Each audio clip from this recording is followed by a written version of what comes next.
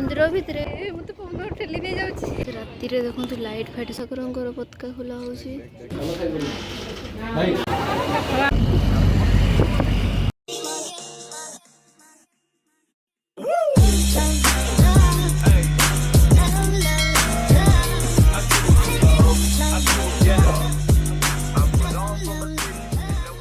राधे राधे सांग मैंने मो शुभश्री वेलकम कर गोटे नुआ सुपर फ्रेश ब्लॉग को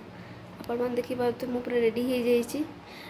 आपण भावुवे ना आम कुआडे जाऊे आम आज जाऊे दीघा को गोटे 2 वर्ष बसिकला फास्ट थर जाइए पुरी को जाइए आईटा हूँ सेकेंड थर आम एथर दीघा जाऊे तो दीघार आम कौन कौन सब कले आपण मुझे ब्लॉग देखी चलतु देखा समस्त रेडी है ना आउ तौक जा चलतु कौन सब कहते आमे सब रेडी है कि तौक ओह्ल जाते आम देखो बैग ये केते गुड़े अच्छी आम से पिकनिक नु बुलाबुली करने जाऊे ता भर गाड़ी आसी जाइला आम सब रेडी है गाड़ी बसिकी जाऊे आम ए पहुँचा पहुँचे बीच को पहुँचने कि पहुँचा पहुँचा भी होइए देखो साइड रे केते बड़ बिल्डिंग गुड़ा अच्छी यहीगुड़ा सब होटेल गुड़ा जो मैंने कि बाहर आसती दीघा बुलाया से मैंने रुहती देखो ये बहुत गुड़े अच्छी आउ फाइनाली आम न्यू दीघार आसी पहुँची गले मु बीच रे गाधेबी कहीकि देखो ड्रेस चेंज कर दीजिए आम ए समस्ते मिसिकी जाऊे बीच पाक से आम सब गाधेबा सब तो ना आम 2-3 जन ही गाधेबा देखो ये केते भिड़ अच्छी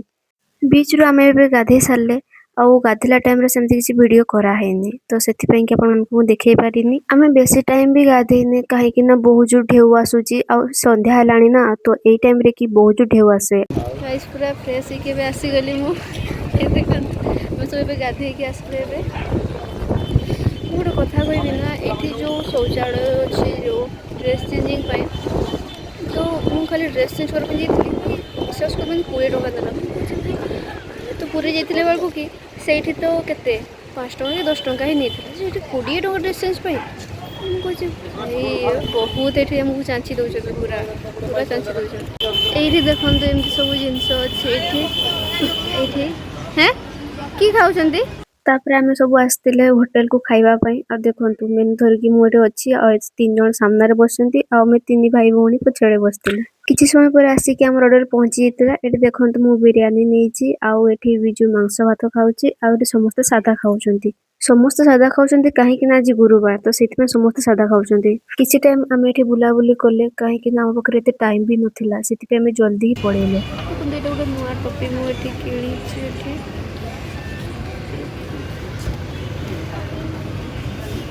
केमती देखा कमेंट कहे क्या गले किए मैंने ये देखो जिनस किन चलो सेठ को चलो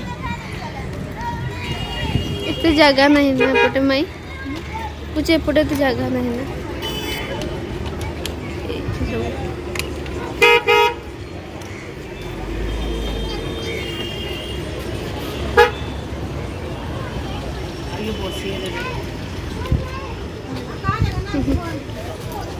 आम आसी दीघार जगन्नाथ मंदिर तो देखो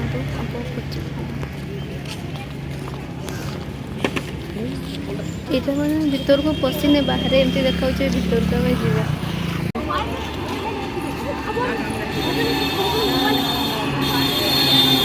जूता गुड़ा खोल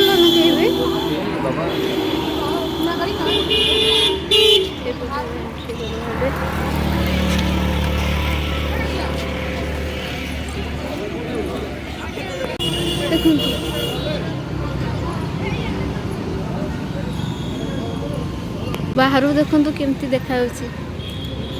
तुम्हें भीतर को जाइने माने इतकी बोर्ड जगार कराई देखो केमती देखा जाए बाहर माने तो सुन देखा भितर केमती मैडम चक्र कथा से जो ऊपर देखो उड़ूची पस्टा तापाखे जो तले जो चक्रटा अच्छी आम पुरी मंदिर जियाड़े अनेबे चारियाड़े समान देखा किंतु एठी देखो जेहेतु आम सब खाई आसचे बिरयानी चिकेन भात तो आम भीतर को जावानी मैंने भीतर को जावा ठाकुर पाक जावानी किंतु बाहर आड़े देखा जे केमती सब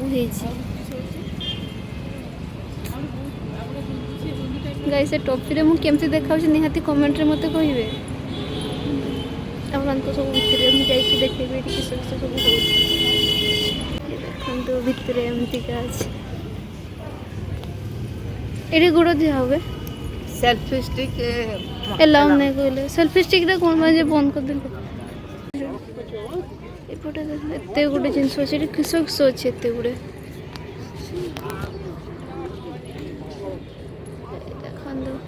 देखो एटा होची दीघा पुरी मंदिर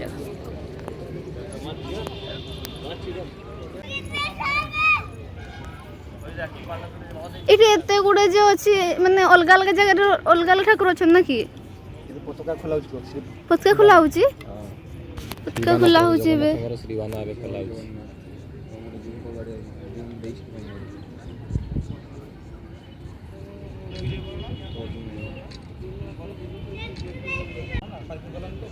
एबे देखंतु ठाकुरंकर पताका खोला होची देख भाई देख कर फोटो उठा हां उठा मार सोहे झुमरी देखंतु सोहे झुमरे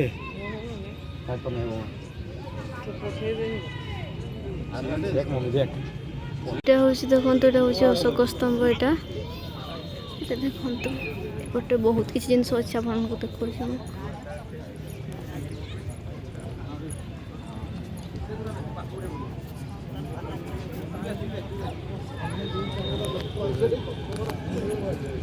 দেখন্তু এপটে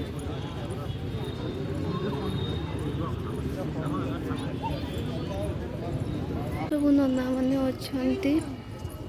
ଏଠି ସବୁ ବୋଧେ ଆଶ୍ରମ ଏ ଯେଉଁ ଆଗରୁ ଯେମିତିକା ଆଶ୍ରମ ଥିଲା ନା ସେଇ ଟାଇପ୍ର ଦେଖନ୍ତୁ ପୁରା ଚାଳ ଘର କରାହେଇଛି ତାପରେ ଯେମିତିକା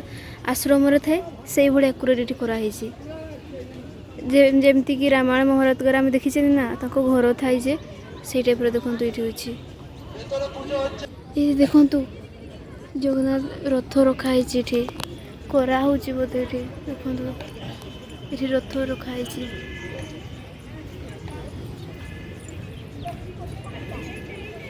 ଦେଖନ୍ତୁ ଏଇଠି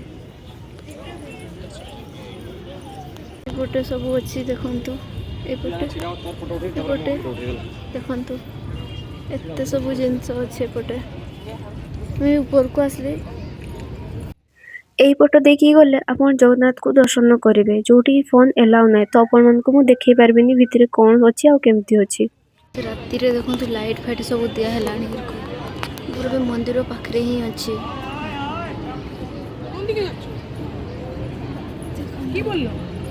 ବହୁତ ଜୋର ପବନ ହଉଛି ଏଠି ଦେଖନ୍ତୁ ପୁରା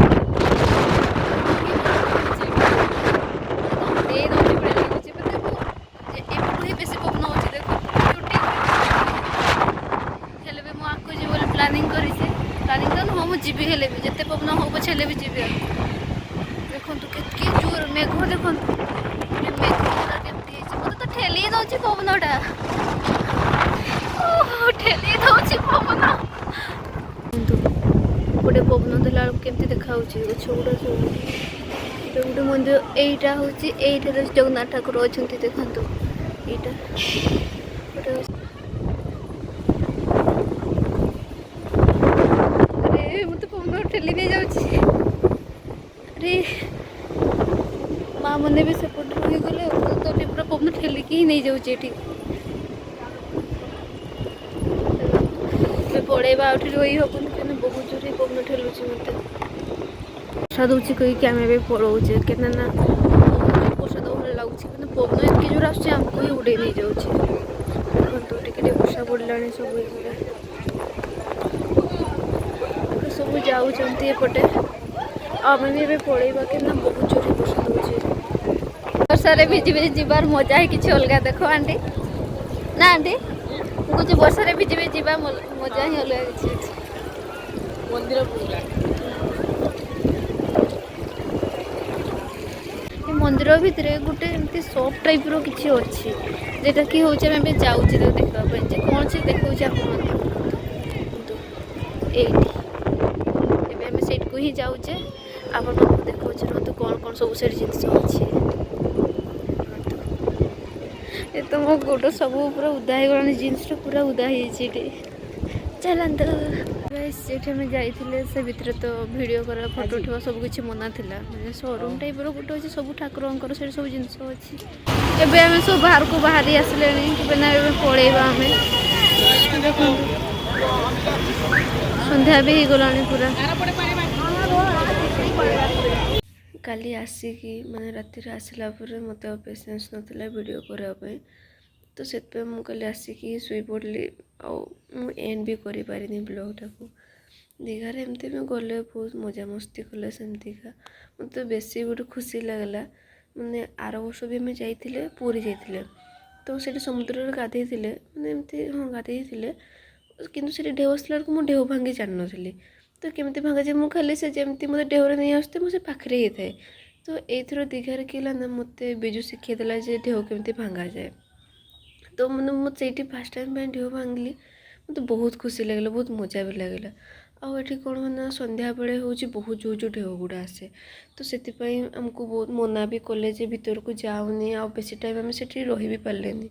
ଯେଉଁଟାକି ମାନେ ଆହୁରି ଇଚ୍ଛା ଥିଲା ଯେ ଆଉ କିଛି ସମୟ ରହିଥାନ୍ତି, ଢେଉ ଭାଙ୍ଗିଥାନ୍ତି, ଟିକେ ମଜା କରିଥାନ୍ତି। ତ ସେମିତି କିଛି ହେଲାନି,